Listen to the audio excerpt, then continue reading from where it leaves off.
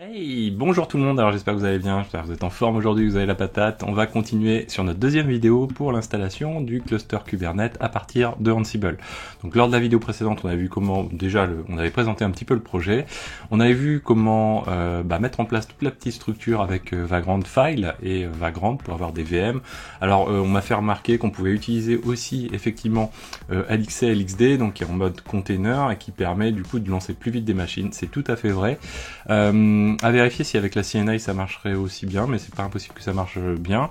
Mais voilà, moi j'ai souhaité le faire avec Vagrant, particulièrement pour en fait garder toutes mes stacks que j'ai avec Vagrant. C'est pas bien de garder toujours quelque chose à l'identique pour cette raison-là, mais malgré tout je le fais également parce que voilà, pour pouvoir le partager avec toutes les personnes qui me suivent depuis pas mal de temps. Le Vagrant File finalement on l'a retrouvé X fois, donc il est assez facile à comprendre et ça évite de se focaliser en termes pédagogiques sur la compréhension de Vagrant et Vagrant File, et puis plutôt de se focaliser sur la partie Ansible et Kubernetes. Mais en tout cas, oui, n'hésitez pas à le faire, notamment aussi pour apprendre à utiliser LXC LXD. Vous avez la playlist dédiée à LXC LXD, donc n'hésitez pas à aller la checker un petit peu. Vous avez aussi la playlist dédiée à Ansible, il y a plus de 130 vidéos, allez dessus. Et puis il y a la playlist aussi dédiée à Kubernetes, je crois que c'est 80 vidéos, quelque chose comme ça. Vous avez plein de choses. On m'a aussi dit, on m'a confirmé qu'il fallait mettre en place le HAProxy. En tout cas, vous souhaitiez que je montre comment on le met en place. On le fera également avec Ansible. Vous retrouvez aussi tout ça en mode vraiment encore plus haute dispo sur la playlist Kubernetes avec Kubespray. Donc là, qui pour le coup est quelque chose de beaucoup plus puissant, puis poussé. Et vous retrouvez aussi HAProxy avec Keep Alive Day. Et puis je crois que même lors des tutos, on teste la haute disponibilité en coupant en master, en coupant également un HAProxy, et tout se passe bien dans le meilleur des mondes. Donc n'hésitez pas à aller consulter ces playlists-là, ça existe. C'est je dirais assez souvent le réflexe qu'il faut avoir sur la chaîne, c'est d'aller voir la page d'accueil de la chaîne et vérifier les playlists qui existent. Et à l'intérieur des playlists, vous pouvez avoir des bonnes surprises, peut-être en tout cas. Donc c'est parti, jingle, go, on va démarrer maintenant.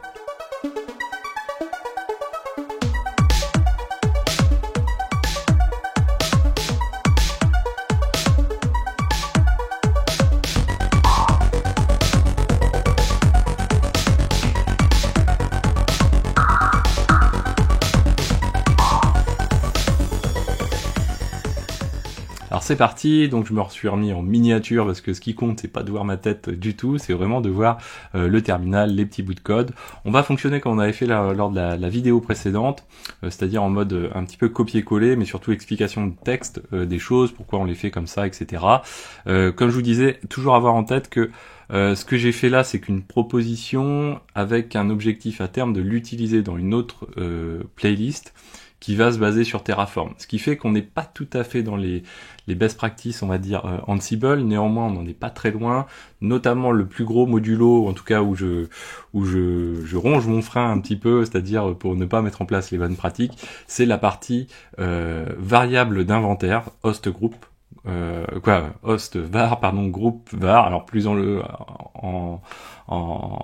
plus dans ce cas de figure là, c'est plutôt les groupes var qui nous intéresseraient beaucoup plus, mais on passe par cette fois-ci le playbook qui définit 3 variables. Il vaudrait mieux plutôt éviter de les définir à cet endroit-là et passer vraiment par les groupes strictement si on n'est pas dans le cas de figure en fait où on va l'utiliser avec Terraform comme je le ferai par ailleurs. Alors, du coup, on continue. On a notre prérequis. On avait installé notre machine ici. Tac, je reviens dessus. Voilà. Donc, on avait installé notre machine. On avait containerd qui commençait à être installé. Ce qu'on va faire, c'est qu'on va la destroy. Ça, c'est un conseil. C'est pas un conseil, mais c'est d'une évidence plutôt. Là, on est en mode développement avec Ansible. Et il faut, même si on a l'impression de perdre du temps, il faut vraiment pas hésiter à tout casser pour tout recréer. Et relancer plusieurs fois d'affilée, c'est-à-dire on installe un truc, on relance une deuxième fois, on l'a fait lors de la vidéo précédente. C'est quelque chose qui est important, ça permet vraiment de vérifier que ce que l'on fait est relativement robuste. Je dis pas que c'est perfectible, c'est certain, mais ça permet surtout de vérifier que si on passe 2 fois, d'une part, on ne casse pas ce qui existe avant. On vérifie également qu'on n'a pas des systèmes où on va restart quelque chose de critique et qu'on le voit pas forcément, et que du coup c'est en production qu'on va se rendre compte que de temps en temps on a des coupures et on sait pas pourquoi, ça se passe au moment où on lance le Ansible, ça arrive également. Donc ça c'est important. Et puis de tout casser et tout recréer, c'est s'assurer que ce qu'on a fait reste valable, y compris quand on redémarre de zéro. Donc vraiment ça permet de tester pas mal de cas de figure. Alors, je sais que pour certains ça va être évident, mais c'est bon à rappeler, notamment quand on débute, de réaliser ce genre de choses. Donc là je l'ai recassé complètement, ça tombe bien, on va la relancer directement, cette machine Cube M1 qui sera notre premier master. Donc là pendant que ça s'installe justement, donc on perd pas trop de temps, on va revenir sur notre partie de Ansible. Alors on va se remettre ici. On avait démarré Containerd, du coup on avait mis en place sa configuration pour une bonne partie quoi en fait. Maintenant ce qu'on va faire, on va mettre en place la configuration, notamment au niveau de sysctl, donc la configuration des paramètres classiques. Donc là on est sur des net bridge, parce qu'on utilise des bridges bien sûr quand on utilise la partie conteneurisation, notamment donc pour on utilise bridge nf call IP6 table donc pour l'IPv6, IP tables pour l'IPv4. Donc on va les activer, c'est-à-dire qu'on passe un paramètre à 1. Et derrière, on va également définir ici IP forward aussi, qui est extrêmement important derrière pour pouvoir réaliser le routing en fait de nos paquets qui vont bien quand on fonctionne en mode bridge. Derrière, on va ensuite continuer avec l'installation donc d'autres éléments qui vont être l'installation des dépendances. On peut le mettre directement, voilà, comme ceci. Installation des dépendances sous forme d'une variable qu'on va définir juste à côté dans le default, ici, hop. Alors j'ai déjà défini. Voilà, bon, on va le remettre ici, parce que je pense que je l'avais pas fait lors de la vidéo précédente, mais je vais refaire un petit test entre les deux. Donc dans cette liste, on s'assure juste que les choses sont bien installées, c'est-à-dire du curl, du GNU-PG2, du LSB Release, du bridge, etc. Ça, tout simplement, même si c'est déjà installé, il vaut mieux s'assurer que c'est installé parce que derrière, voilà, le support peut changer un petit peu, notamment quand on passe dans des box vagrantes. Vous voyez que quand on a mis en place le vagrant file, souvenez-vous, on a déjà installé des choses qui finalement sont somme toute assez communes entre les différentes stacks que j'utilise à chaque fois. Donc ça veut dire que des fois les paquets sont déjà présents, des fois ils sont pas présents. Donc on va les installer, et derrière si on passe pas dans le prérequis pour s'assurer que c'est bien installé, si on change d'environnement, on change de box, on risque de pas forcément les retrouver. Là on fonctionne sur Debian, donc on est en APT tout simplement. Donc on passe surtout entre double quotes la variable Jinja, parce que si on met en simple quote, ça ne passera pas quand on aura une erreur. On veut que ces paquets soient présents, on s'intéresse pas trop à leur version sur ces paquets qui sont assez génériques. On update le cache yes et on s'assure que on va pas le rejouer à chaque fois l'update du cache pour cette task là, donc on le met à 3600 secondes, donc voilà, 1 heure. Derrière on va ensuite vérifier si donc là on va s'intéresser à la mise en place du dépôt Kubernetes. Donc il y a plusieurs manières d'installer le dépôt Kubernetes. Nous, on va choisir la mise en place que propose la documentation Kubernetes pour Debian. C'est-à-dire, première chose, c'est toujours un peu le classique, la mise en place de la clé et ensuite la mise en place du dépôt. À savoir que là, on utilise le dépôt spécifique, on va le voir juste après, qui est sur pkgs.k8s.io. Qui n'est pas forcément le paquet qu'on va retrouver par exemple sur Ubuntu, en tout cas le dépôt pardon qu'on va utiliser sur Ubuntu, qui peut être aussi utilisé sur Ubuntu, mais en tout cas celui-ci est plus générique. Derrière, qu'est-ce qu'on fait? Donc dans un premier temps, on vérifie si la clé GPG a déjà été on vérifie si le fichier qui contient la clé GPG a déjà été installé, et on enregistre ça dans un register, donc dans une variable. On fait la même chose ensuite pour vérifier si le dépôt lui a aussi été installé. Donc on a la localisation du dépôt. Donc le module stat, c'est vraiment le petit tool qui sert juste à faire plein de petites choses, c'est-à-dire vérifier qu'un fichier existe, vérifier la checksum d'un fichier, etc., etc. Il y a vraiment beaucoup de possibilités. Vous le retrouvez dans la playlist dédiée Ansible vraiment assez largement. Là, on définit une autre variable, du coup, cette fois-ci. Donc là, on avait le apt key, là, le apt source. Du coup, on va pouvoir se baser dessus pour dire est-ce qu'on joue une tâche ou pas, sachant que là, la particularité, alors je vais essayer de zoomer encore un peu, voilà, comme ceci. La particularité ici, c'est que pour installer la clé, on va passer par un curl, ce qui n'est pas bien du tout finalement. C'est pas une bonne pratique on va dire de base pour Ansible, tout simplement parce que Ansible dispose d'un module dédié à l'installation des clés pour apt. Néanmoins derrière, ici, comme on est sur une localisation assez spécifique, et une installation un peu spécifique, on va passer par du shell, ce qui n'est pas terrible. Derrière, on va donc avoir un warning de Ansible qui va nous dire, parce que Ansible va détecter qu'on fait un curl ici, dans du shell, et quand il voit qu'on fait un curl dans du shell, il est pas très content, parce qu'il nous dit, écoute, mon petit gars, t'es bien gentil, mais moi j'ai un module qui s'appelle URI, et qui est capable de faire au moins une grosse partie de tout ce qui est capable de faire curl, donc utilise plutôt URI, en plus tu vas avoir l'idempotence qui va être géré, etc. Là, en l'occurrence, on va le faire comme ça. Et derrière, du coup, pour éviter de la rejouer à chaque fois, cette commande, parce qu'une fois qu'on va avoir installé la clé une fois, on va pas vouloir la relancer à chaque fois, cette installation avec le curl, etc. Parce qu'on va perdre du temps en plus dans le run Ansible. Un des facteurs clés dans les runs d'Ansible, c'est de placer des when de manière à skipper, donc à bypasser des tasks qui ont déjà été réalisées. Ça, c'est hyper important pour gagner du temps avec Ansible. Alors bien sûr, il faut doser ça comme il faut.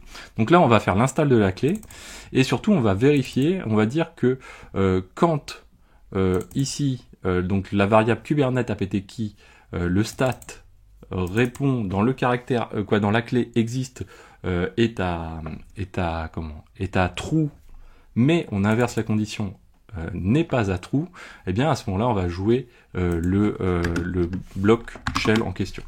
Et on va faire pareil pour ensuite l'installation du dépôt. Donc l'installation du dépôt, qui là encore, je vous le répète, on est dans le même cas de figure, c'est-à-dire que pour l'installation du dépôt, normalement apt a déjà, c'est pas normalement, il a un module qui existe déjà, on l'a déjà vu en plus, je crois qu'on avait installé Docker notamment dans la playlist Ansible. Donc là on le fait avec du shell, vous voyez, comme ceci, je dirais assez salement, mais voilà, c'est un petit peu pour le cas spécifique, il faudrait revérifier, mais le cas spécifique un petit peu de l'installation ici, avec le slash, il me semble qu'il y a un élément qui fait que ça se passe pas forcément très bien avec l'installation du paquet, du module apt. Donc là, exactement le même cas de figure. Donc du coup, on gère un petit peu l'idempotence nous-mêmes, c'est-à-dire que si on a déjà le fichier de apt source list qui est déjà installé, et bien à ce moment-là, on va pas rejouer la task deux fois. Donc du coup, on inverse ici avec un note. Voilà. Et surtout, on n'oublie pas que si jamais cette tâche-là est jouée, eh bien on va faire un notify, c'est-à-dire on va lancer un handler qui est juste à côté. Ce handler, on l'appelle update apt cache, et du coup on va le retrouver dans les handlers ici. Et on retrouve du coup ce handler qui se nomme update apt cache. Qu'est-ce qu'il fait simplement? Il fait juste un update, un apt update tout simplement.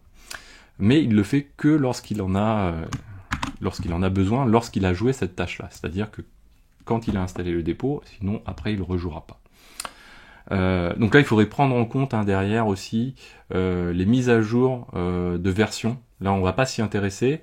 Les mises à jour de version, c'est pas forcément très compliqué à faire, mais il faut quand même revoir un petit peu les choses, identifier les changements de version. Par exemple, ici, on devrait avoir une version mineure et une version majeure, ce que j'ai pas pris en compte. Vous voyez ici, je mentionne juste ici la mineure. Il faudrait prendre en compte vraiment les deux pour mettre en place le dépôt qui va bien aussi également. C'est pas compliqué, ça se fait très très bien, il n'y a pas de souci. Derrière le cache, nous, ce qu'on veut, c'est qu'il se mette à jour. Alors la particularité d'Ansible, si vous ne connaissez pas, c'est que le notify qui est là, il va l'enregistrer, en tout cas il va le garder en mémoire, et c'est seulement à la fin des tasks de ce fichier qui va jouer le handlers en question, c'est-à-dire l'update du cache. Le problème c'est que nous on veut installer ensuite le kubeADM, le kubectl et le kubelet, donc du coup on va forcer le flush du handler, c'est-à-dire on va jouer tout de suite, s'il y a des handlers à jouer, quand on va passer sur cette tâche là, il va le faire.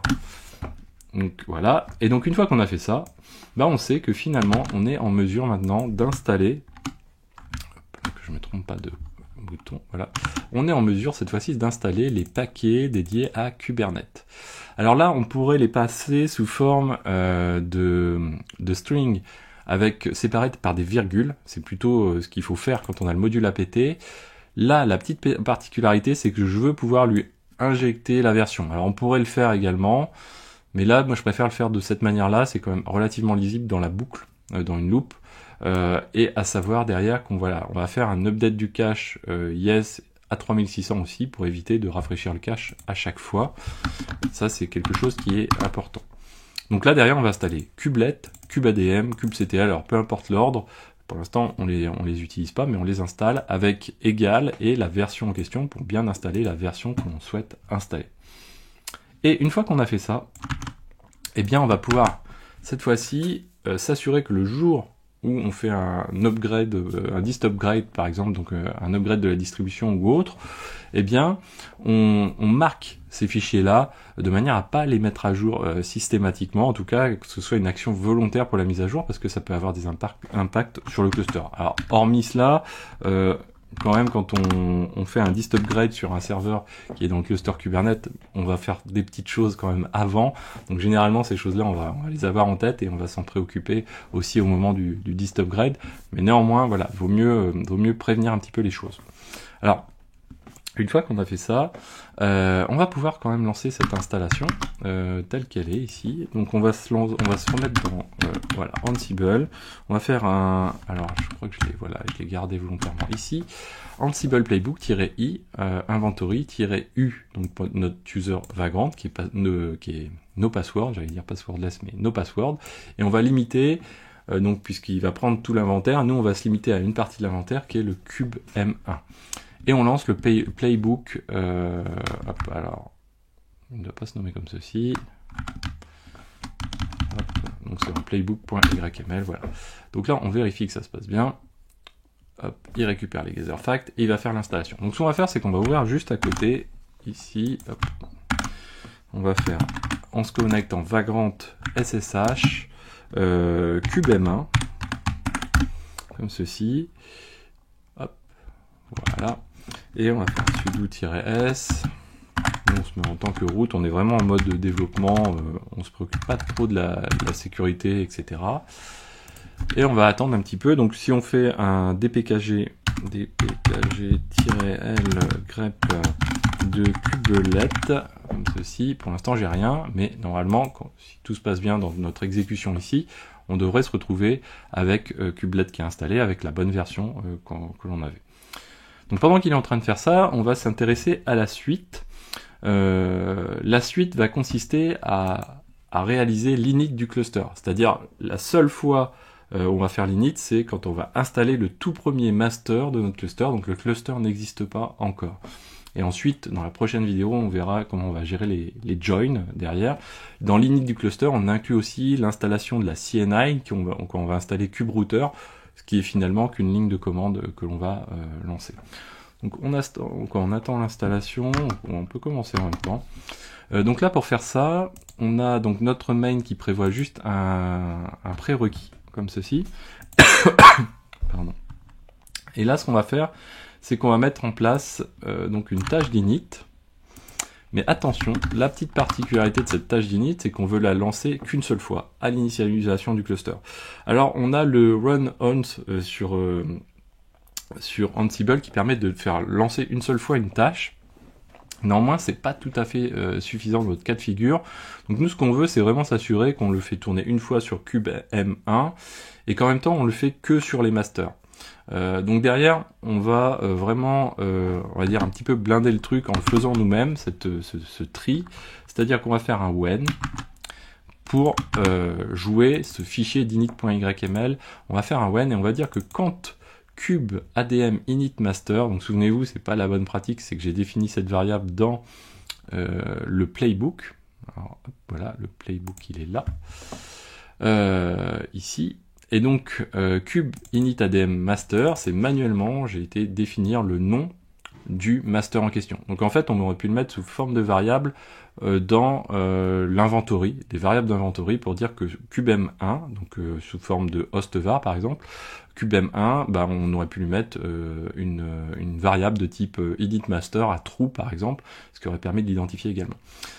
À côté, on a aussi défini le nom du groupe K8s Masters et le nom du groupe K8s Workers, donc pour définir les deux noms qui correspondent à nos masters et à nos workers. Ça peut permettre éventuellement, si on veut créer encore un autre cluster complètement indépendant, de changer les noms de groupe tout en utilisant le même inventory.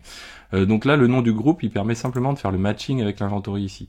Là encore, c'est quelque chose qu'on aurait pu simplifier un petit peu plus, mais pour la facilité dans l'intégration de Terraform, ça va nous apporter quand même quelques facilités, vous verrez quand on le fera.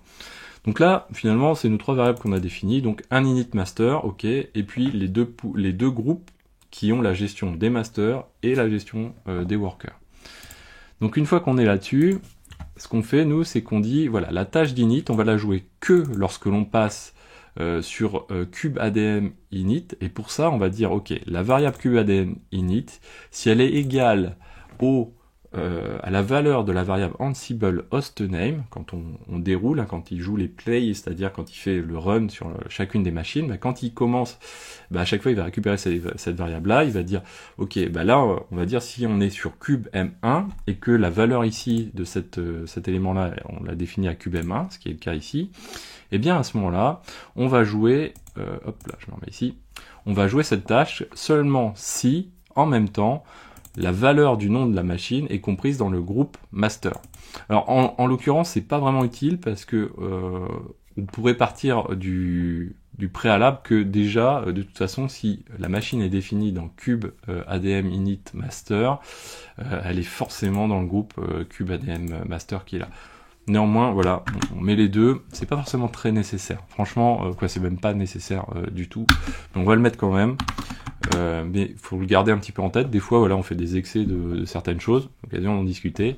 Voilà. Et ça nous permet de dire, voilà, quand ma machine est dans le groupe qui se nomme la valeur de la variable, donc là on a un groupe, et entre crochets, il faut imaginer qu'entre crochets, on vient remplacer la valeur par finalement la valeur de cette variable-là, c'est-à-dire K8s Masters. Voilà, du coup, si on se met comme ceci, et donc du coup, on va créer un fichier qui s'appelle init cette fois-ci. Hop, et on va aller quand même checker ce que nous a fait init.yml, hop, .yml, on va le faire ici, init.yml, comme ceci. Ensuite, on va aller juste vérifier ce qu'il nous a fait ici, voilà, non, c'est pas celui-ci, on va retrouver un terminal valable. Donc là, il a terminé, parfait. Donc là, on va faire kubelet, voilà, et on est bien dans la version qu'on a souhaité installer. Donc on a kubelet, on a cube ADM qu'on retrouve ici et kubectl, tout le monde avec ces mêmes versions. Derrière, ce qu'on peut faire, c'est d'emblée, parce qu'on va pas le lancer tout de suite, l'init. Donc du coup, on peut relancer une deuxième fois pour voir un petit peu où est-ce qu'on en est au niveau des changes, etc. Le but étant toujours on a mis les when normalement comme il faut, et on a essayé de les gérer pour ne pas avoir de change. Donc ça, je vous en ai parlé lors de la vidéo précédente de un petit peu l'importance de gérer ce genre de choses. Alors je vais mettre un petit peu de lumière. Voilà. Et bien justement, voilà, d'où l'intérêt de relancer, effectivement. Alors là, c'est pas un intérêt, mais c'est que je l'ai relancé sans avoir fait le init. Donc, on va le relancer juste comme ceci, en mode commenter. Alors, on pourrait utiliser les tags aussi. Là, ça sert pas à grand chose de le faire avec les tags. Alors, ça peut être intéressant de de jouer des tags, par exemple ici, de mettre un tag pour ici, juste pouvoir jouer cette partie-là, puis ensuite un autre tag pour jouer celle-ci, et puis éventuellement vous pouvez ne pas en mettre, quoi, quand vous lancerez avec la ligne de commande, en mettre ou ne pas en mettre pour pouvoir faire varier un petit peu les cas de figure. Là, on va le laisser tourner comme ça. Voilà, il a tourné. Il nous dit qu'il en a skip 4, ce qui est normal, et change, 0, parfait. Il a joué 23 tâches, donc on est plutôt pas mal. Voilà. Derrière, donc du coup, on va continuer. On va faire notre init cette fois-ci. Donc notre init, voilà. Notre init qui est là, donc on va revenir comme ça, on décommente et on va s'intéresser à l'init. Donc là, le but de l'init, c'est vraiment de le jouer que sur le master, en fait. Qu'est-ce qu'il me fait? Pourquoi il me dit que c'est nul? Ouais, ok. Donc le init. Alors première chose, on va vérifier si le master il a été installé. Il faut trouver un des paramètres pour vérifier si on a déjà fait une passe finalement sur l'installation et couper très vite court au fait de vérifier si ça a été déjà init. Là on va le faire de cette manière-ci, ce qui est pas forcément la meilleure méthode. Ouais, on va rester sur ça, mais vous allez voir en fait qu'on pourrait réutiliser autre chose que ça par la suite. On fera peut-être le changement juste après. Là, on va se baser juste sur quelque chose de très simple. Voilà, on va dire qu'on débute sur Ansible. Là, on réutilise toujours notre pass slash etc nostat pardon sur slash etc kubernetes admin.conf. Ça veut dire on va se dire tiens. Normalement, ce fichier-là, s'il est présent, ça veut dire qu'on a déjà bossé sur le master. Ça veut pas dire forcément qu'on a fait l'init. Quoi, si, on a dû forcément faire une passe de l'init, hein, normalement, à ce niveau-là. Bon. Et donc, on enregistre toujours dans notre register le stat en question, de manière à pouvoir l'utiliser ensuite. Ensuite, là, vient la commande assez importante, celle-ci, qui est la commande alors, ça, on va le mettre comme ça de côté, voilà. On va se mettre ça avec un petit espace, comme ceci. Et là, c'est la fameuse commande d'init. Donc celle-ci, elle est importante. C'est celle qui va créer notre cluster. Qu'est-ce que l'on fait? Déjà, on va dire, voilà, quand par rapport à la variable qu'on a calculée juste avant, notre register, on ne fait rien si ça existe déjà, quoi, en fait. Ok. Ensuite, on lance une commande. On pourrait lancer un shell, ce serait à peu près pareil. On met tout ça entre double quotes parce que tout simplement dedans, vous voyez qu'on a des variables Jinja et donc on est obligé pour pouvoir les interpréter, les mettre entre double quotes. De toute façon, Ansible nous jetterait si jamais on les oubliait. Et on va lancer la fameuse commande kubeadm init que à peu près beaucoup de gens connaissent. Du coup, quand on installe un cluster kube, première chose, on va définir. Alors là, c'est hyper important avec Vagrant surtout. Donc ça, c'est la particularité Vagrant. Ce qui se passe. Je pense que si vous suivez la chaîne, ou en tout cas si vous la suivez depuis très longtemps, vous avez déjà vu cette installation-là, et du coup, vous vous doutez, Vagrant, on a un souci. C'est que Vagrant, donc on a de la loopback normale, ok, en termes d'interface, mais ensuite on a ETH0, ETH1. Nous, l'IP qu'on veut utiliser, c'est celle-ci, c'est celle de l'interface ETH1. Et on ne veut surtout pas utiliser ETH0 parce que celle-ci porte l'IP de Vagrant, c'est-à-dire que chaque machine va porter cette IP-là. Donc là, du coup, si on laisse faire par défaut, qu'est-ce qui va se passer au niveau de Cube? Mais beaucoup d'autres outils fonctionnent de la même manière, c'est qu'il prend la première interface qui n'est pas loopback et il va récupérer l'IP en question. Là, si on fait ça, c'est mort parce que ça ne fonctionnera pas. Donc nous, ce qu'on veut, c'est récupérer ETH1. Pour récupérer ETH1, finalement, on va aller le définir directement dans l'init ici, et on va forcer kubeadm init à utiliser ça pour le advertise address au niveau de l'API serveur, pour pouvoir utiliser kubectl par exemple, et on va lui passer la variable Ansible, Ansible underscore ETH1 pour récupérer l'ETH1, .ipv4.address, donc on va récupérer l'adresse en question. Ensuite, on fait pareil pour ce que l'on inclut, les IP qui sont incluses dans le certificat, de manière à être autorisé à utiliser le certificat pour cette IP-là. Donc là, toujours pareil, on va réutiliser la même variable en question. Ensuite, ce qu'on va faire, c'est qu'on va spécifier le node name, parce que sinon, je crois qu'il se base sur l'IP, donc ce serait dommage, ce serait un peu moche, et on va être sûr d'avoir un node name qui ressemble à ce qu'on souhaite. Donc on va lui passer un node name Ansible host name, comme ceci. Alors on pourrait mettre un égal ici ou pas, peu importe, ça change rien, ça fonctionnera. Et maintenant, on va s'intéresser aussi à la structure réseau de notre cluster. En tout cas, on va pas s'y intéresser des tonnes, mais on a deux ranges d'IP à définir, donc CIDR, hein, donc pour les ranges d'IP. Le premier, c'est le réseau de pod. Quel range d'IP on va lui donner? Nous, on lui donne le 100.200.0.0/16. Alors là, ça va être important, surtout quand on va faire du Terraform à côté, plutôt du OpenStack, parce que derrière, il faut que ce soit raccord un peu avec notre réseau OpenStack, on verra ça plus tard. Ensuite, on a aussi le range d'IP des services de Kubernetes. Là, ce qu'on va faire, on va partir sur 10.201.0/16. Et puis là, on est sur l'init du master, donc on va définir l'arrivée, comment on va arriver sur la control plane, c'est-à-dire le endpoint finalement de notre API serveur. Et là, on va passer donc l'IP Ansible ETH1 IPv4, donc comme on avait tout à l'heure pour dire voilà, de toute façon, si on reçoit des trucs, on va les recevoir par là. Alors c'est quelque chose qu'on fera évoluer quand on va notamment utiliser le HAProxy, puisque c'est ici notamment qu'on mettra plutôt l'IP du HAProxy plutôt que l'IP de notre master en question. Donc ça c'est important, quoi, l'IP du HAProxy ou l'IP de la VIP du HAProxy, en tout cas l'IP par laquelle va arriver les requêtes de notre API serveur. On enregistre le résultat ici dans init output. Alors je sais plus pourquoi, je crois que si c'est pour, ouais voilà, ça doit être pour faire ça tout simplement. Hop, voilà.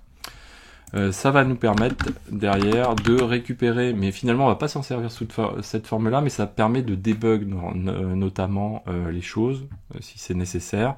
Donc ce qu'on fait, c'est qu'on va faire un set fact, donc on va définir deux facts, donc deux variables finalement pour le serveur en question, le join command et le join token, qui sont l'extraction de l'output, donc de notre cube ADM init, et on va faire une extraction en faisant un match sur tout ce qui commence, donc pour le join command, tout ce qui commence par cube ADM join, donc du coup on récupère la ligne de join, et puis la cube ADM également, le premier cube ADM join, et ensuite le cube ADM join, mais qui comprend un élément qui s'appelle -- token dedans.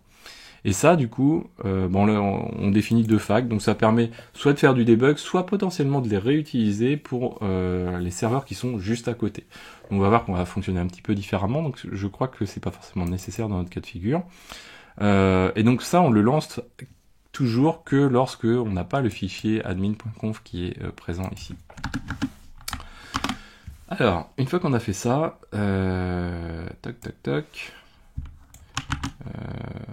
alors ça, on a déjà fait... Ah oui, alors après, ce qu'on va vérifier, alors c'est pas tout à fait le name, il est pas bon, on va changer de name. Check if kubeconfig already exists, comme ceci.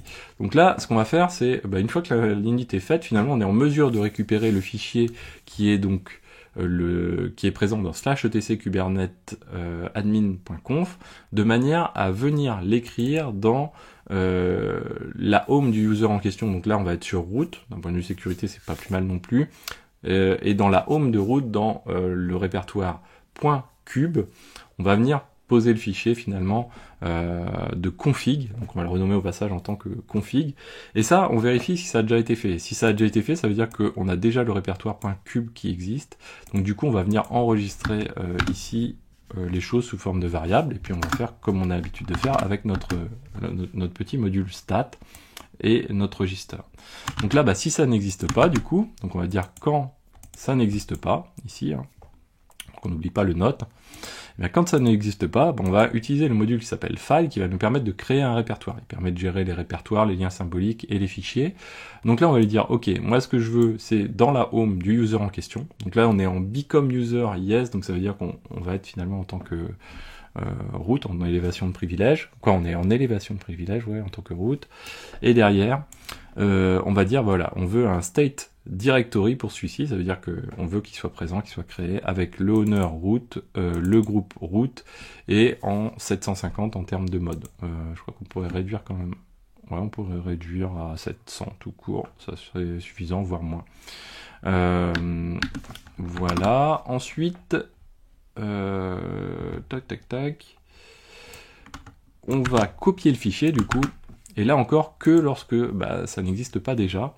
Donc on va venir copier le fichier qui est celui de admin.conf, dont la source est présente ici dans /etc kubernetes admin.conf. Donc on le copie et on le met sur la destination, donc dans le répertoire qu'on vient juste de créer. On va dire que c'est en remote src, c'est-à-dire que là on évite le comportement classique du module copie. Ce module copie, d'habitude, il prend un fichier qui est présent localement au niveau du Ansible, c'est-à-dire sur mon laptop, là, dans mon cas de figure, et il va le pousser sur la destination. Là, on ne veut pas récupérer ce fichier-là sur le laptop, mais on veut le récupérer sur le fichier qui est distant. Finalement, ce qu'on veut juste faire, c'est un CP local au serveur distant. Donc là, pour ça, on va dire qu'on utilise comme source, donc comme src ici, le serveur remote, donc le serveur distant. Et on va lui passer des droits de 0,640, qui est encore un chouille plus large. Enfin bon, on s'en fiche un petit peu, c'est pas très grave. Ok, et les droits ils doivent être conservés par défaut, quoi. Le owner et le groupe sont conservés par défaut, donc du coup on doit rester sur root, il ne doit pas y avoir de souci. Alors ensuite, là c'est la commande une commande intéressante. Là, on va utiliser le fameux module URI, c'est-à-dire le curl finalement, pour vérifier que est-ce que notre API serveur est en mesure de répondre ou pas. On ne cherche pas encore à vérifier le contenu du résultat de l'API serveur, on cherche juste déjà à vérifier si finalement, quand on interroge l'IP en HTTPS, l'IP de notre ETH1, qu'on a vu tout à l'heure sur le port 6443, eh bien, est-ce qu'on se prend un refus de connexion ou est-ce qu'on prend, est-ce que finalement ça répond pas du tout. Nous, ce qu'on attend, puisque finalement on n'est pas authentifié, ce qu'on attend, c'est quand on fait un curl, c'est une 403, c'est-à-dire un unauthorized directement dessus. On valide pas le certificat, puisque là on est en HTTPS insecure, et on attend comme résultat, alors là il y a deux éléments qui sont importants. Ce qu'on va accepter comme résultat, c'est le code retour 403, donc on considérera comme positif, et on boucle, c'est-à-dire qu'on va faire tourner en boucle ça, jusqu'à temps qu'on obtienne le résultat d'une requête, le code retour 403, donc c'est d'où le deuxième ici qui est présent. Et ça, pour le retrouver, ce qu'on fait, c'est qu'on fait un register de type, on met un nom, Titi Toto, moi je l'ai appelé result, et dans la ligne suivante, le until, on va dire voilà, tant que le result a un statut, donc le code retour n'a pas, c'est ce qu'on attend, tant qu'on n'est pas égal à 403, et bien à ce moment-là on recommence, et on recommence comment? Eh bien on va réessayer 20 fois, en attendant 5 secondes entre chaque essai. Et ça on le fait tant que c'est pas installé. Alors ça c'est le premier check.